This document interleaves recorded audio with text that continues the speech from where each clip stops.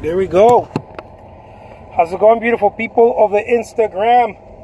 This is Jose Trujillo, world's greatest living artist, coming to you here from the car studio. I'm in the car studio. Hope you guys are doing great. Hope you guys are doing your thing, whatever that is. Creating some artwork. Exhibiting artwork, selling artwork, whatever you do. I don't know. I'm thinking that maybe you're an artist, right? Because that's who I usually try to connect with, artists, people that create artwork, and every now and then I'll connect with an art collector. but for the most part, I connect with artists, right? At least on Instagram.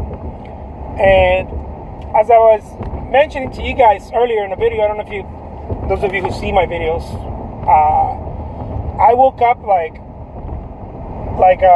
emotionally, like a ton of bricks had hit my head, right? Not like that, but it felt like that. And so, as I was saying, like I'm spitting coffee. I'm like, so what do you do in a situation like that, right? Like, what do you do when you're feeling down, you're not feeling well, you're not feeling, maybe you're going through, maybe you just had the flu, right? I don't know. Maybe something didn't come out right. Maybe you had, I don't know, maybe you have a partner, you have some arguments. Maybe you have some challenges, physical challenges, emotional or whatever, or just, some deal fell down and it didn't work. Right, it just didn't. Can you guys hear me fine? Because I have you in my cup holder. that's why it looks slanted. Maybe something didn't come out right, and you're questioning, should I even be doing this? Why? And all sorts of feelings, right? Because feelings are like that. Feelings are. I remember my mother used to tell me, beware of feelings, because feelings make you feel it, right? Be aware of becoming emotional. Be aware of that, because when you become emotional, you become very totalitarian, right? You become extremely totalitarian. Instead of saying, "Oh man, this deal fell off," you say, "Oh, I never do anything right." Right? It becomes totalitarian. Trying to stay warm right now. I love that. Shelly Graham Turner. Are you in a... Yeah, you definitely have to be in a cold state right now, huh? What I mean by that is a state where it's cold. where it snows. Or there's a lot of very low temperature. Arizona, it's a hit or miss here. Sometimes it's hot. Sometimes it's cold. It's a weird thing here in the state of Arizona. Sometimes it gets... New York? Yeah. New York State, yeah, that's definitely a cold place. I haven't been there in a while. Last time I was there, I did an exhibit. Last time I visited, I had an art show there. Somewhere around Chelsea. I don't remember the name of the gallery, but it was in Chelsea. So, yeah, it's a thing, It's a thing to be emotional. It'll grab you by the neck, and it'll shake you. That's what emotions do, right? They move you, right? Motion, right? Emotions, they move you. So, I remember my mother telling me, be careful with emotions, because they rattle the cage. Right? They shake you. They make you feel like this contrast. Right? All of a sudden, everything becomes a contrast. You're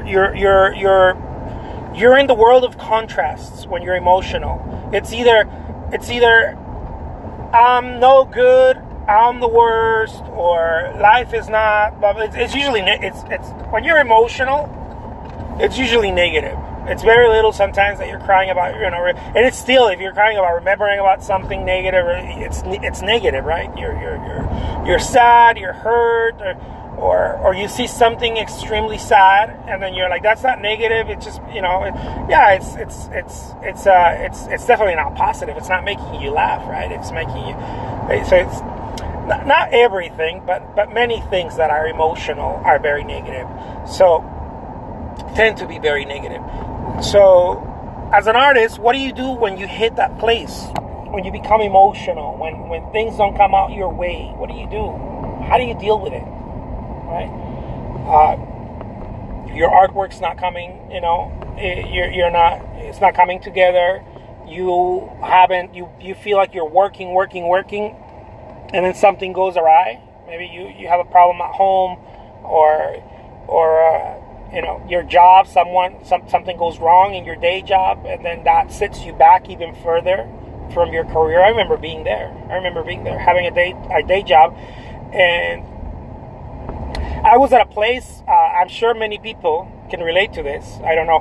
I'm sure. I'm like, I don't know. I'm sure. Well, which one is it? I am sure. I had a boutique with my wife, a brick and mortar, woman's fashion boutique, like modern fashion, modern clothes, kind of hipsterish, and I had a daytime job, right? And I was an artist. I was doing all these three things, right? And within the same month, I had to close my boutique. I was getting laid off because they were closing the offices where I worked, and all of a sudden it was just like, it just happened. They were closing the offices, and I couldn't paint, right? Because you can't paint when you have that type of stress. All of a sudden you can't. It's very difficult to create artwork in very high stressful moments. So within a month, I felt like I lost all three of them, right? I lost the daytime job, the income stream. I lost the possibility of reaping benefits from a brick and mortar store, and then I completely lost touch with being an artist, right? I couldn't create artwork. I didn't feel like creating artwork. I actually told myself, you know what, I'm not going to do this anymore. This is such a waste of time. I should have never put my energy on this, on creating artwork. I should have just put my energy on my day job, and on my business, or just had gone balls to the walls with either one, right? And not be juggling these things. So I've been in situations where I felt like I've lost everything that I was working for. And I'm sure that, many people listening, I'm sure you've, have felt that way before, where you felt that you've lost everything. Maybe a divorce, maybe a I don't know, a very, very challenging physical illness, a very challenging environment. So I'm sort of, I've come to a place where I'm fine with to a certain degree with certain losses. When I was about 9 years old, I had to leave Mexico and come to the U.S. and it wasn't the happiest experience, right? So it was like losing my family over there, losing my cousins, losing my lifestyle, the way that at 9 years old, you could say what lifestyle, but you already have an idea of who you are and what you're gonna, your language and everything. I had to learn another language. It's the language I'm using now, of course. So there's a bit of a loss, right? And so little things like that, that create feelings of loss. But there's growth, right? It's usually when you're losing something, it's because something new is coming out. That's the way. Many times the problem is that when we lose something, when we feel we lose something, we lose a job, we lose certain aspects of our health, or we lose, certain things in life, we believe that that's the end of it, right? That's the end of it, but it's not true. It's not necessarily true. What happens is that we are like seeds. In order to grow, the seed has to die, right? The seed that holds the life, it has to break, it has to open, it has to crack, and it must die for something else to arise. And so if we keep focusing on the seed, we will never bear fruit. If we keep focusing on the seed, we will never grow, right? There's no chance of growing.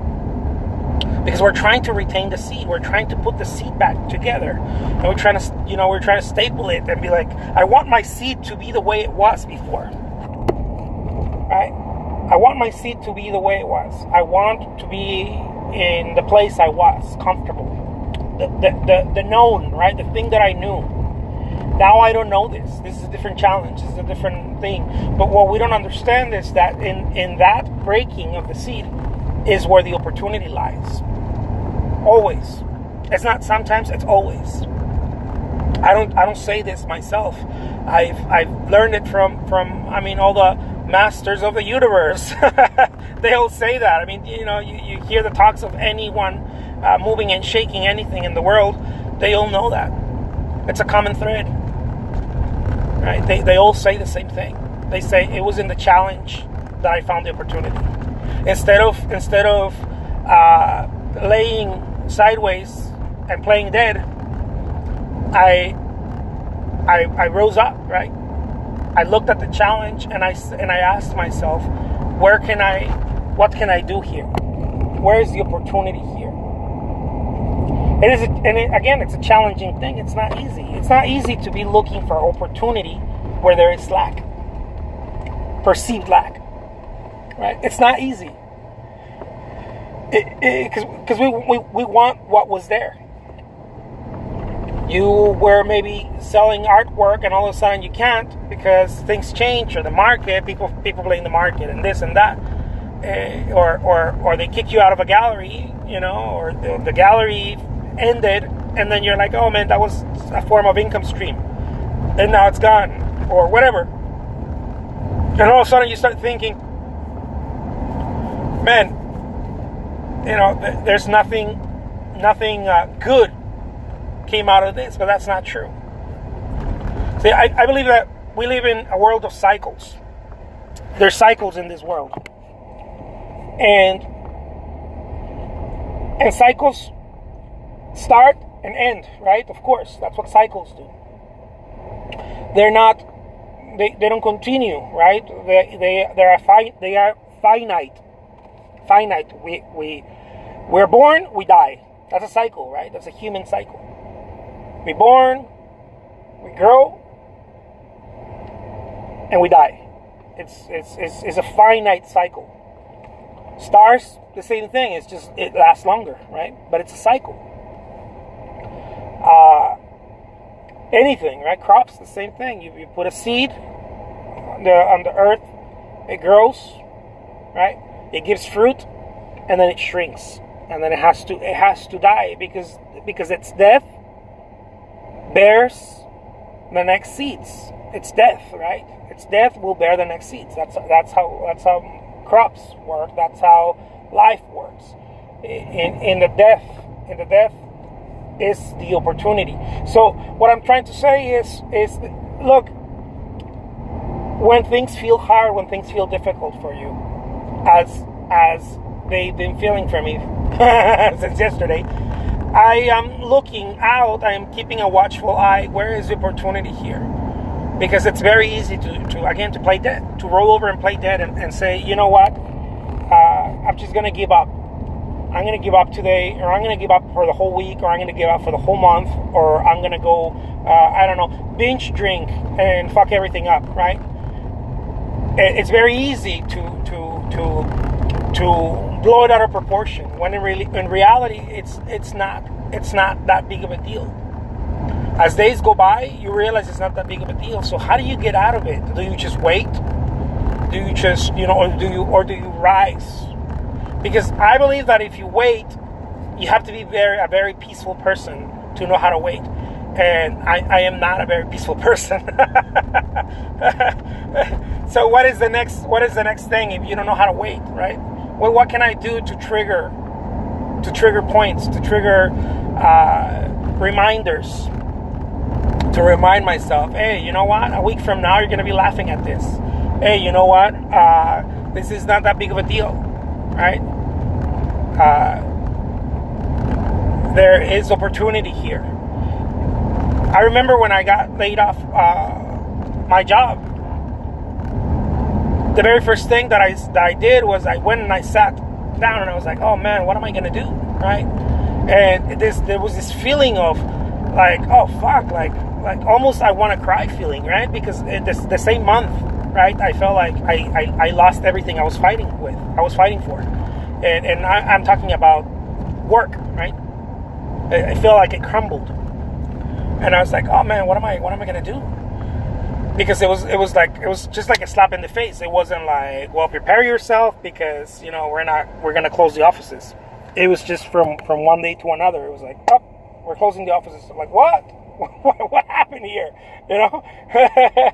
So what I did was I went, I sat down, and I just had this feeling like, oh man, like this is a very challenging, very difficult situation. Okay? And I sat there and I remember thinking, but I know that there's opportunity here. I just can't see it. What if I don't care, right? What if I tell myself, let's call it this, lie to myself, right? At least because I couldn't really believe it myself. What if I tell myself that this is the opportunity for me to actually not care and do aggressively, right, what I've been wanting to do, which is create artwork and live from my artwork? What if this is an opportunity? And granted, I didn't just go after that. I went and I started looking for other jobs and whatnot, right? I became proactive also. I didn't just put all my eggs in the same basket, but what I did do is that I started telling myself, look, if quote unquote all is lost, then it's fine. Then there's nothing to cry about because it's lost, right? You can only lament that which you have and you can't use, right? Like I have a job but I can't work. Well, yeah, okay, lament it, but if it's gone, then you go through that little period of, oh man, it's gone. Oh yeah, I don't have it anymore, right? All the feelings that people say that we go through, like when someone passes away or whatever, right? But at the same time, I feel like I had this empowering feeling of, okay, but it's gone. So this means that I have all the power, all the time, all the energy to focus on the next good thing in my life. So I went balls to the wall with with my artwork. And within a week, I had already sold a couple of pieces. And I was like, oh man, this is great. And the next week, right? Because I had all this energy. Even though I had felt, for like a day or two, I had felt like kind of down and oh man. But I remember picking myself up and being like, okay, well, this means that I have all this energy and all this opportunity. What can I do with it, right? So it's a reminder for me right now because I've been feeling the same way. I've been feeling not the exact same way, but I did feel like I got slapped by the gods, by life. I felt like I got slapped around, and in this feeling, I asked myself again. And if you're feeling that same thing, ask yourself, what can I do? Where is the opportunity? Because I know that a challenge always hides an opportunity, and a big one, a big fat juicy opportunity. And all you got to do is start peeling your eyes, start opening them. Stop looking at the problem, right? And start looking at the opportunity. Stop looking at the challenge. Move away from the challenge and start looking at the opportunity. One of my favorite quotes by Albert Einstein, or statements, I guess, one of his statements, quotes, whatever, was that when he was encountered by a problem, right? He focused something, I think like 95% of his efforts on the question and understanding it, not on finding the solution. He spent 5% of his efforts on finding the solution, but 95% on understanding the problem, right? Understanding the question. What is this thing? And it's to me, it's very clear. Look at the challenge. Don't focus on, oh my God, how can I fix this? No, like look at it, right? And look for the, look to try to understand what got you there, and what, not dig deep into like self-analysis or anything like that. Like look at the challenge itself, but don't focus on, oh, woe me, poor me. Look at the challenge and look at it, and just look at it and try to understand the challenge. What is this challenge? What is it? Where did it come from? What does it mean? Let me try to understand how I got in there in the first place, right? And then you start understanding the challenge. This is something that I'm going to start practicing right now. Start understanding the challenge. How did I get there? What does it mean? And because I know that it hides the solution. The challenge itself hides the solution, hides the opportunity. There's an opportunity there. So stop looking at it as a threat. That's what I'm trying to say. Don't look at the challenge as a threat. Look at it as a seed. Where start opening it. Where is the opportunity? Because I know that if I hit a wall, right? If I hit a wall, it's because there's a ladder somewhere. There's a ladder somewhere in there. There's a doorway. There's something in there. It hides it. All challenges hide the opportunity. They always do. Right? What's a challenge? Think of any challenge in life. Any challenge. Think of food. I don't want to cook food. All right. That's a challenge. People get upset at their homes, in the 1940s, 50s, because they don't want to cook food. And people are getting into arguments to who cooks food, right? Is the wife, is the husband, who cooks food? Boom, some bastard out there was like, oh, don't worry. I see the challenge. The challenge hides the opportunity. That is a challenge. Instead of trying to figure out the challenge, right? Try to say, no, well, the wife is going to cook the food. No, the husband's going to cook the food. Very simple. Some guy out there was like, nope. TV dinners, baby. TV dinners. That's what we're doing. Right? So think of anything, I don't have time to grab groceries, blah, blah, blah. Mr. McDonald's, not Mr. McDonald's, but I remember seeing this movie about McDonald's. The guy's like, oh, it's very simple. You just drive through it. You drive and you pick it up. It's that simple. And on and on and on and on, right? Mr. Howard Schultz, find opportunity here. Whatever that is, right? People wanted a place to sit and open their laptops. I don't know. Feel better about themselves by paying premium coffee. I don't know, some shit like that. So you found the opportunities. Like, I know people are upset about going into 7-Elevens and paying 99 cents for a cup of coffee, and they want to, I don't know, maybe they want to, drive through it and pay $4 or $5 for a coffee. I'll make it happen. I don't know. But I'm sure he came up with something like that. So, Jeff Bezos the same way, right? The same thing. People don't want to go into the bookstore. They don't want to wait for people to be like, the book is not here. We're going to order it for you. Oh my God, right? The title's not here. We're going to look for the title and then we're going to order it. And I'm sure Jeff Bezos was like, dude, you know what? There's a challenge right here. There is a challenge. And all challenges have the key to the opportunity. They hide the opportunity within them. So that's what I'm trying to share with you guys right now. Look, as I felt shitty, I was all mopey this morning. I was like, oh my God, the world has ended on my shoulders. Because that's how emotions feel, right? Emotions feel like you feel like Atlas all of a sudden, right? You're holding the world.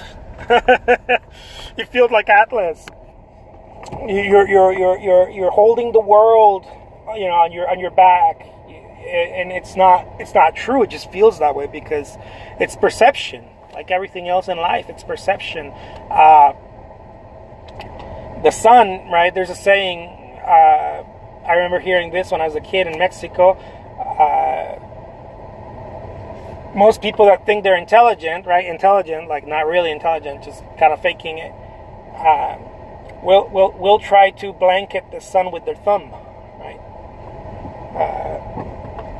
Because it's perception, right? Oh, look, I got the sun. I'm going to take care of the sun with my thumb. Yeah, of course, because you're looking at it from your perspective, right? So it's a little passive aggressive saying for people who think they're so brilliant, and it's true. It's true, right? When you're upset, you think that the whole world is against you. You think that you are bearing this huge pain, psychological pain, and on and on, and it feels that way because it's you're only human. I'm only human. I feel that way. I felt that way, and I'm not feeling it as much right now, but I was definitely feeling it like that earlier and yesterday, and in my own juice, I knew I needed to start drinking. Right? Oh, that sounded like Yoda. I was like, your own juice shall you drink. Because I'm always talking about, look, don't focus on the negative. Don't focus on the negative. But there is those days, right, that the negative just slaps me in the face. And I have to, I feel kind of like out of place. And I'm like, oh, okay. What is it? What is the shit that I'm always preaching? Focus on the positive. All right, focus on the positive. And that's what I've been doing. Look. Focus on the fact that the challenge holds the opportunity. So look for the opportunity. Look at the challenge with different eyes. Try to understand it. This is another one of my favorite quotes, also from Saint Francis of Assisi, one of the saints, right? The Catholic Church. I'm not religious, guys, but I like reading. I used to a lot. I don't make that much time for it anymore, but I used to when I was younger. Reading about mystics and saints, because I felt like they were amongst the few people, sages, wise men, mystics, saints, that were actually speaking truth. Right? Like the rest of the people were just kind of just bullshitting the rest of us, and I felt like they were speaking truth. So I used to read about them, and I remember reading about Saint Francis of Assisi saying in one of his prayers, I don't want to. What did he say? I don't want to be understood. I want to understand. And I think that is a very unselfish way of looking at the world. It's a very unselfish way of perceiving the world. Right? I'm not looking to be understood. I'm looking to understand. And it reminded me of Albert Einstein. When you're facing a challenge, a problem, look to understand the problem. 95% of your effort should be to understand the problem, and 5% to look for the answer. Right? Because when you're trying to look for the answer, you're playing Mr. Intelligent. You're playing Mr. Intelligent, and it's very difficult. It's very difficult to figure out things from a mind point of view, from a mental space. Because the mental space, the negative mental space, or the mental space, is what got you in the problem in the first place, right? Because all problems are mental. They only exist in the mind. Problems are not, there's challenges, there's things, but the feeling of it is what I'm saying. Like if you have a physical problem, a physical challenge or whatever, I'm sure that you're gonna say no, it's real, yeah. But how you feel about it, it's mental. How we feel about them is mental. You get in an accident, it's a real accident, but how you respond to it is mental. You always have the capacity. You don't always have the capacity to choose. I'm not going to say that, because sometimes we are not in awareness, and we don't even have that capacity, right? We don't even have the right awareness state. A good state of awareness. It's like having, I don't know, a very violent person saying that they have the capacity to choose. No, they don't. The awareness is not there. They don't even have the capacity to choose, right? The potential exists to form the capacity, but they don't have the capacity, right? I have a potential, just like any other athlete, to possibly, I don't know, run 5 miles every morning, but I don't have the capacity. I don't have the endurance. I don't have the training, right? So I can't say that. I don't have it. In the same way that when we're faced with a challenge, we may not have the capacity to respond correctly, but we can start opening the awareness, right? Opening the awareness to form the capacity. Opening the awareness, like, oh, I think I'm overthinking this. I think I'm losing myself in a rabbit hole, right? I think I'm being negative, right? I may be being negative. Is that, could that actually exist? That maybe I'm being negative, and like a self audit, right? Looking at yourself and saying, maybe I'm moping, maybe I'm complaining about this too much, right? Maybe this is not true. Maybe there could be the reality, right? It might exist. We know it does, right? But when you're upset or when you are emotional, you don't think it exists. But it's a good question to ask. Could there be the possibility that maybe I am just being emotional and overthinking this? And if there is, you start digging, you start opening it. And if there is, what can I do to remove myself from this? Right? So one of the ways that I do it is I start looking at the challenge with different eyes. Start looking at the challenge with different eyes. Start looking at it as, oh, this is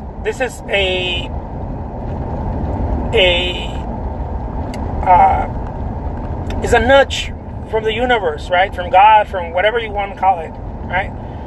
I've been pushed into the tracks.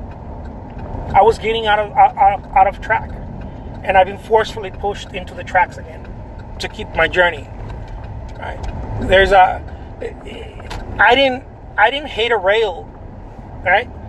The rail forced me back into the track.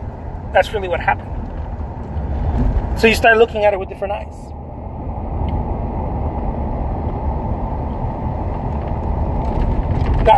Nothing negative happened. What happened is that I'm forced back into awareness. I'm forced back into consciousness. I'm forced back into, hey, dude, get out of your head. Right? That when something bad is happening in your life that we think it's bad, it's not really that it's bad. You're being forced into consciousness. I remember hearing this guy. I think he's a preacher. He's one of those. I think it was Joel Osteen. Because I like to learn from everyone. I like to learn from everyone. I don't care what religion you are. I don't care. If you're speaking something that is truth, I don't care whether you live it or not. If you're speaking something that is true, I'm gonna look for it and I'm gonna learn from it. Right? Because I'm selfish like that.